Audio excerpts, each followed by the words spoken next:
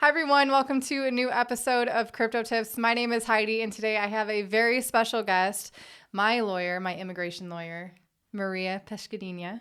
Hola, thank you so much for having me. Yeah, I'm so glad to have you here. So today we're going to tackle all things about Portugal. If you're thinking of moving here, ways you can establish residency, and yeah, just what you can expect, time frame, investment requirements if there are any, and so forth. So I think when I first introduced the concept of doing this interview, a lot of people thought that you were like a crypto tax lawyer, but really you're just a lawyer who specializes in immigration, and with that obviously comes some intuition with taxes and what's and happening. knowledge, yes, Yeah. of course.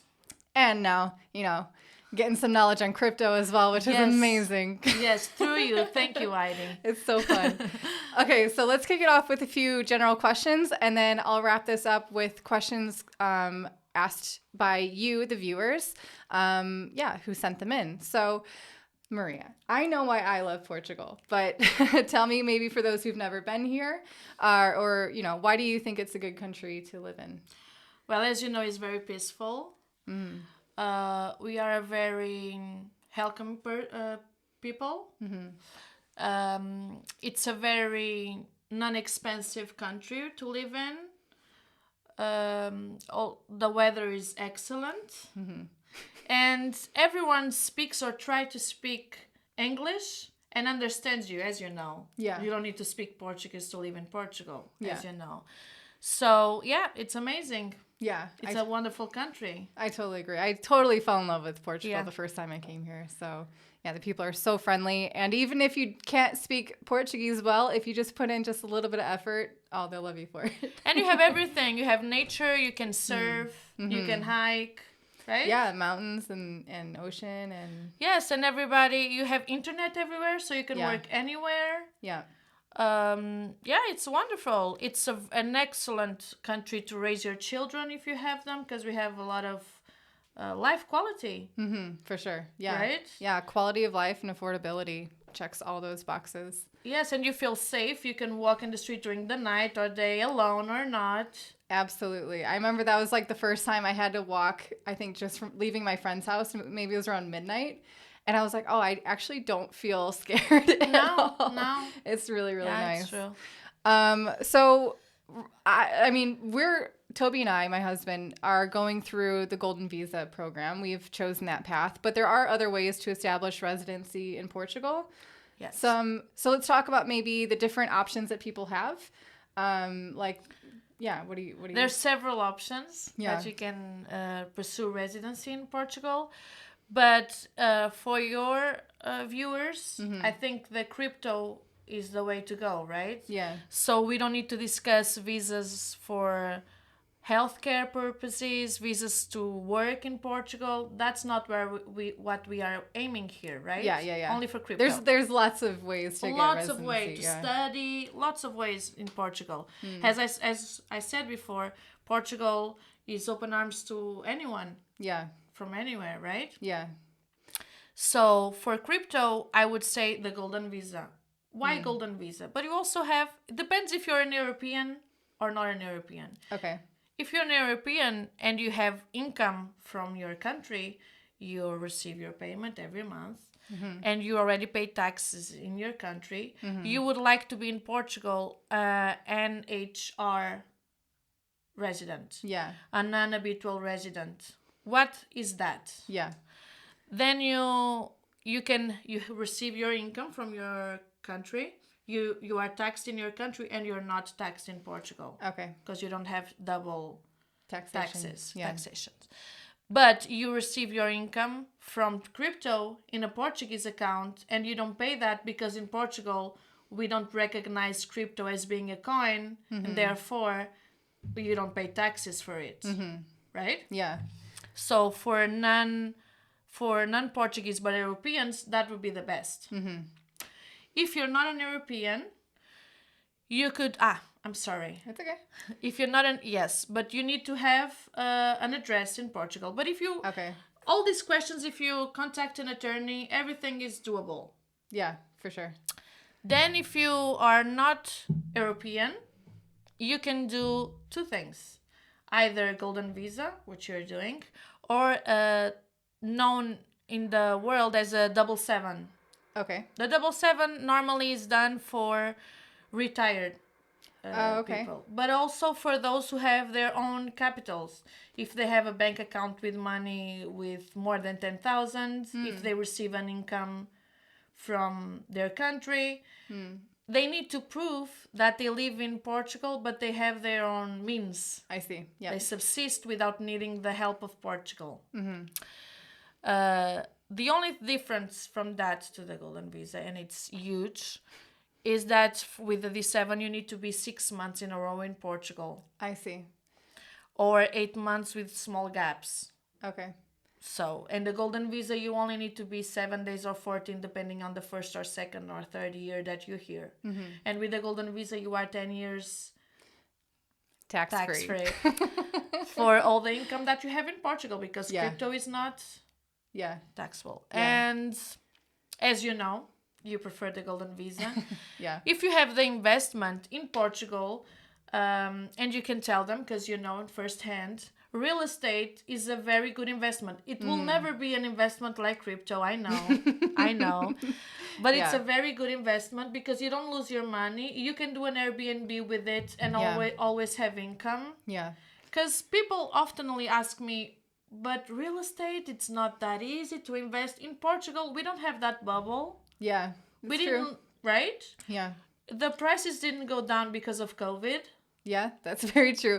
We're always walking past the real estate agencies and they have all the postings and we're like, wow, still high. It will always be because still it's a is. small country. The beachfront properties are there and that's it. There's no more place to rise more buildings. So Yeah, it's very limited. it is. Limited supply, guys. Yes, it is. It is. So if you have the money, I would suggest golden visa because, like you would want to travel all over, wherever you want to That's go. true. Yeah. And with the golden visa, you are relaxed. You can do whatever. Yeah, that's very true. I mean, that's one of the huge reasons why we chose to get our second citizenship in St. Kitts and Nevis is because there was no requirement to be there for a certain amount of time to qualify for that. And yeah, the golden visa, it's for us too. It also made sense because, I mean, we also love Portugal here. So we already purchased a property, and then what I found helpful was that you could purchase multiple properties to qualify for that threshold. Yeah. So it doesn't have to be, like super overpay for one house, and Because the thing is, as you know, the requirements are 500 for a property or several properties. But you also can invest 350 if those properties are more than 30 years old. Oh, okay. Okay. Yeah. But if it's in a small village, there's some requirements, but if it's in a small village inside of Portugal, you can have a deduction. So it will be even less than 350. Yeah. Those are all questions that you can address your attorney, and he will know if it's an area that is specialized in. He will know how to answer. And here in Portugal, as you know, everything is so simple. Yeah. And it's very doable. You're always reminding me this. Yes. Like, it can happen, and it's true. Of course, I know that if you're not an attorney and you're not Portuguese, it will be difficult. But come on, just hire an attorney and you can do whatever. Yeah, absolutely. So there was maybe some announcements happening about the Golden Visa program might be changing soon. Yeah. So what should people be aware of? Yeah. So this year, the amounts, the 500 for a new property or the 350 for the even the inland, the small, all values. everything might change. Because you can also put 1 million in a Portuguese account and you can do that without investing anywhere. Or you can do a fund for 350. There's a lot of options, really. Yeah. There's a lot of options. You can invite me another day to discuss more options. But no, there's a lot of options. But they were going to change the amounts this year, which was crazy because we're in a pandemic. If all the times to limit what's coming in. Right? You'll need all the money that can come in. But no, they were changing those numbers. They were going to be higher, and it wouldn't qualify the beachfront locations. Yeah. That would be harder. Yeah. But thankfully, they've changed it for January next year. So January 2022, they say they might change it. We hope they won't. Because it makes no sense. Portugal is one of the less expensive golden visa programs. In Spain is higher.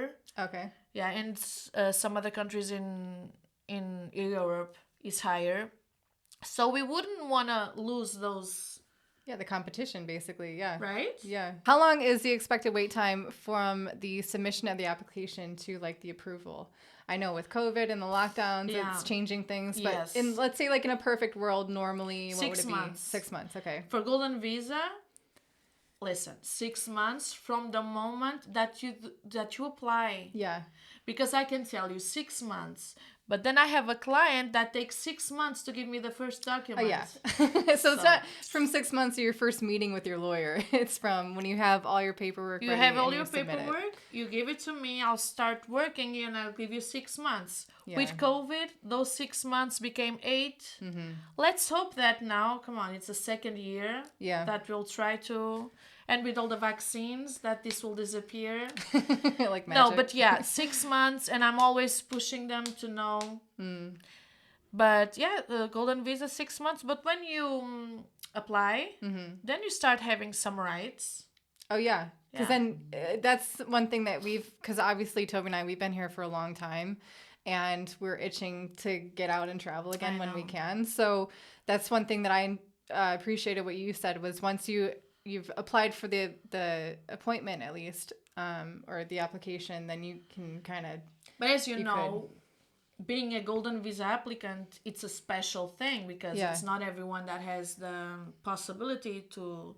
So when you're out of the country and you need to come in again and you don't want to take care of a visa... Then your attorney will make you a statement that says, look, she's coming in to do the golden visa process, to study the golden visa process, to go to an interview, because you have to go to an interview. But like I said, find an attorney. Everything is doable. For sure. Speaking of the appointment or the meeting that you have to go to, the interview, do you have to speak Portuguese to get the golden visa? No. Maybe if you want to get the citizenship.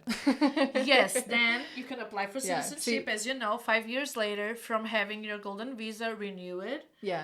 But listen, 5 years later from having your golden visa or any other visa, working visa, student visa, if you can fulfill the requirements. Because I thank you for asking me that, because many people think that because they have golden visa, after 5 years, automatically they are a citizen. And that's not it. You still have to fulfill the requirements.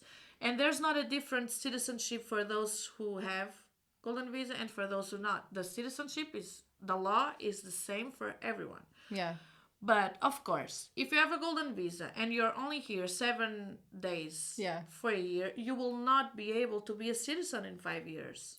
Because you don't have proof that you have roots in the country. To justify why you'd be a citizen. That makes sense. It makes sense. But in your case, you purchase a property, so there you go. You have proof that you've been living here, that you have your ties in the community. For sure. Of course you can apply. We're locals. You are. Everyone knows who's Toby and Ivy. Like, has there been, have you seen an influx in people applying for the golden visa lately, or... Well, with crypto and being Portugal not taxing crypto, of course, I have been having much, much more contacts in order to do the golden visa or the NHR or the 777. Many don't know the 777. And it's always an option. So that's not, an option. I know you said that's common with like retired people. Is there an age retirement?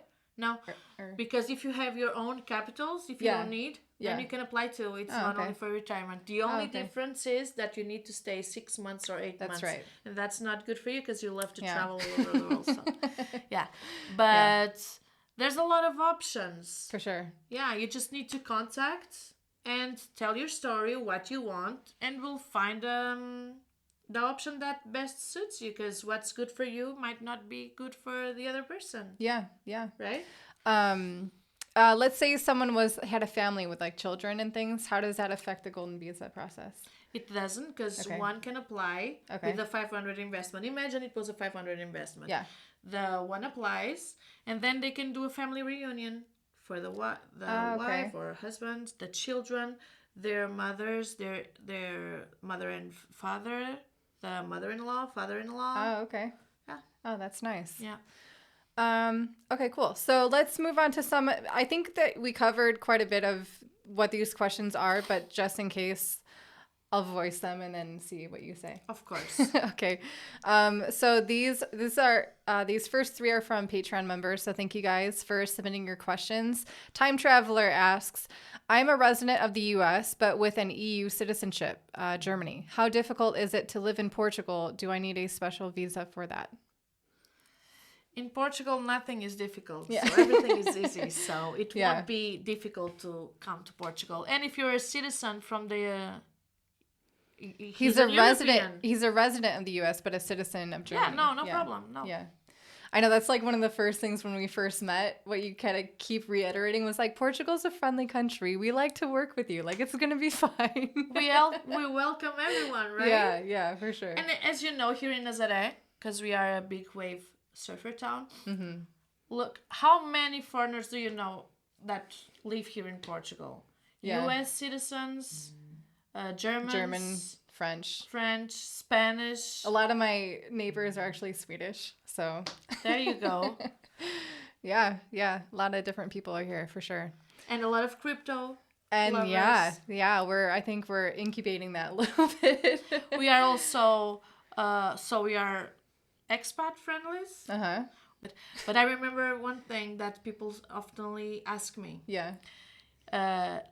They have a golden visa. They apply for a golden visa, but they are not married, so it's a girlfriend. Uh-huh.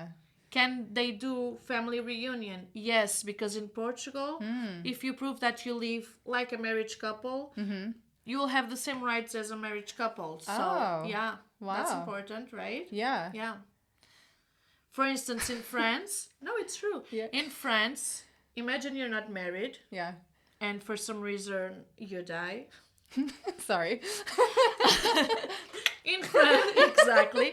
In France, your spouse wouldn't receive the pension because you were not married. Yeah, no, legally it's the same in the US, I think too. It is? Yeah. It's not fair. Yeah. I think at least in the US at some point they had like a common law marriage, which is if you live together for 10 years, then there's some legal benefits to that, or rights for, that. In Portugal, it's easier. Oh. You just go to the... Portugal's so romantic. It is. You just go to the local, the city hall, Yeah. and with two witnesses that say, yes, they Oh. live together. There you go. Oh, nice. I learned something new today. Yeah, so with that document, you can apply to do the reunion, you can receive your pensions, everything. Wow, nice. Okay, so another question from Arlene, again, another Patreon member. She asked, how long does it take to become legally recognized as a tax resident in Portugal? Is there anything extra I would need to do to speed up the process? I love that last question. No extras to speed up the process. No corruption. No corruption. No. And for me, that's something I really don't like, but no corruption. No. And there's no need for it because It's already pretty easy. it's fast. Yeah. Pretty easy if you have an attorney that knows what.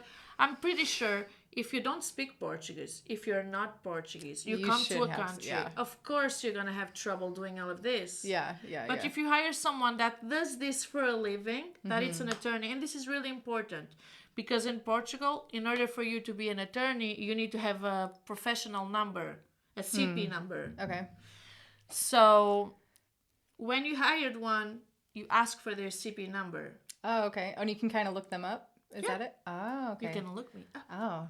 And I'll be Gotta at do the my Bar research. Association website. Yes. Yeah. Okay. I that's always good. do that. Check them out. Yeah. Okay? Because there are a lot of people that are used to work with this and then they say they're attorneys when they're not. And tax issues are super, they need to be right. Otherwise, they will have consequences. So, NHR and NHR visas and etc., you want to be sure you're doing the right thing. You want Yeah. to hire the right people. Yeah. Don't want anyone winging it. Exactly. So how long does it take to become legally recognized as a tax resident there? Super fast. Okay, super fast. Another one from, excuse me, MetaMeme Machine. If you guys like memes and crypto, follow this guy on Instagram. He's funny. Anyway, another Patreon member. He says, "Can a European citizen get into Portugal's NHR program, even if he still has income from his home country? How difficult is it, and how much does it cost?" Okay. Each attorney has their own fee. So you need to ask the attorney that you're hiring what's the cost. Yeah. And the question was if it's... Can a European citizen Of course. get into their program, even if he still has income from his home country? The NHR program is It's specifically that. for those who have the income, so it would be an excellent choice because you wouldn't be taxed on your home income, and then you wouldn't be taxed on your crypto. Yeah. So that's like the NHR program stands for non-habitual resident. And basically it's for people who but like bank in Portugal And live in Portugal. But if they work in Portugal, they're gonna be paying high numbers. Okay, so it's not working in Portugal. No. Okay. So basically it's getting an income from an outside country. That country taxes whatever it taxes. But then if you're, say, involved in crypto, because Portugal is currently tax-free on crypto, you can benefit from that as well. Of course, you need to have a Portuguese bank account where Yeah. your crypto goes to. Yeah. And you need to have an address. You have to be, the non-habitual residents need to have a Portuguese person that is liable for them. Okay. So Gotcha. normally the attorney is... Okay. That's why you always need to hire an attorney. Again. They help. Also, we have a question from Javier asking the benefits of the NHR program for a Spanish citizen. Well, if you have income from Spain and you're already taxed on that income, you will benefit from the NHR program because you wouldn't be taxed on your Spanish income, and you can have your crypto moved to a bank account in Portugal and you wouldn't be taxed on that. Of course, let's say, as you know, you've been a US citizen before. If you have an NHR in Portugal and you have crypto in Portugal, you will be taxed also in the United States because they do double taxation. Yeah. So it depends on the country you're in. Exactly. Right? Yeah. But the United States are super aggressive when it comes to taxes. So super aggressive, and there's I don't think there's another country so aggressive as the United States when it comes to taxes. I think it's like one of two or maybe three other countries that tax global income. So that's basically, the benefit of the NHR is that if your country doesn't tax global income, then you can separate the two and benefit from each. Exactly. And when it comes to Spain, excellent choice to be an NHR when you have income from Spain. Yeah. Then you only be taxed on your Spain on your Spain income, and in Portugal you'd be chilling. Yeah, chilling. Cool. Is there anything else you'd like to cover? I think those are most of the questions. As I said before, to the Golden Visa, you have several options. Really, there are a lot of options. You can purchase a fund. Yeah. That fund needs to be located in Portugal. 60% of Portuguese. When it can be a real estate fund. Okay. Discussing those funds now that we're yeah. talking about that. There are some crypto funds. Some people is trying to do some crypto funds. Yeah. What's in my opinion, this is only my opinion of those funds. But you are a legal professional, so you can say that. I'm always saying like this isn't financial advice. No, in my opinion, it's hard for you to have a Portuguese crypto fund. And why is that? Because you will need to custody those... Have custodianship, yeah. A bank or something, yeah. Exactly. And the reason why crypto is not taxed in Portugal is because Portugal doesn't consider crypto a coin. So if crypto is not a coin in Portugal, how can you have a bank holding... Yeah. Right? Yeah, that's true. Yeah. So you need to be aware of that. There are some funds. They are not. I don't think they are done. Okay, they're yet. like They are still feeling it trying out. Yeah, they are trying to find a way because now everybody knows that crypto millionaires want to move to Portugal, and they're trying to find several ways to do it. Yeah. But you need to pay attention because there's a lot of scams. For sure. You've received some invitation for funds, didn't you? Yeah, someone, I don't know, actually thinking back, it might have just been an investment fund. But I swear it had something to do with crypto. And that was like, several months back. And I was thinking, it's too good to be true. Really? And look, if we don't consider crypto a coin, how can we Portuguese have a crypto fund? Yeah. And who holds those funds? Yeah. Those cryptos, I mean. Yeah. Someone puts it in their pocket probably at this point. Yeah. It's you need to hire an attorney. You can do Golden Visa, you can do a D7, you can do an NHR. You can come to study in Portugal. You can come work in Portugal. You can also be self-employed. You can have similar, right? You can be self-employed. Yeah. You can be, if you have a illness, you can be in Portugal to recover. You can do whatever. Yeah, it depends. You need to talk to an attorney that helps you out. Yeah. Check their CP. Right? More. Yeah. You can do $1 million in an account if you don't want to invest. That investment for the Golden Visa is always 5 years. You can have a discount depending on the location. Oh, really? Of the investment. Okay. Right? You can also invest in funds. You have excellent real estate funds in Portugal. Like we said, real estate is good in Portugal, so it's not a bad investment. It's not as good as crypto, but it's a good investment. Yeah. And look, we are very flexible. We always find a way. We are creative. So yeah, very true. Yeah. Another thing, I'm not sure if you'll actually know this one or not. It is more specific for how crypto is taxed or not taxed, because now it seems to be floating around, and everyone I hear who says this doesn't seem to have a legitimate source to claim this, but they're saying now crypto, if it's your main source of income, it is taxable. In Portugal? No? Okay. No. That's it. Okay, then. We cleared that one up. Yeah. I'm not saying that it won't change in the future. Exactly. I will not predict the future. Exactly. But it needs to have a law. Yeah. No, there's no law. Yeah. The only thing that we have seen in the last days, in the last months, it's the Portuguese bank saying, look, don't invest in crypto. We don't consider that a coin. And it's too volatile for you to invest. So be aware what you're doing. And that's it. So the main reason why it's not taxable is because they don't consider it a coin. Will they change that in the future?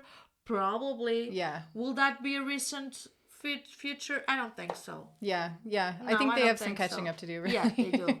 But for sure, that's always the thing, is like being crypto friendly it can be in two different forms. Like they have legit clear laws that say how you can function within crypto, or it's kind of like the Wild West, which is kind of like what it is here in Portugal, and we've been thoroughly enjoying it. But exactly. But I don't think it will change anytime soon. Yeah. It will remain like this. Okay.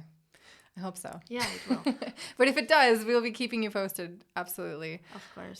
Thank you so much for being on the show. I think we got a lot of good info. And if you have any more questions, I'll be glad to come here. Yeah. again. So if you guys have more questions, or if you really enjoy talks like this, leave a like on this video so we know that, and I'll have Maria on again. So. And I would love to come here again. Yeah. Okay. Let's do that. Bye, guys. Bye.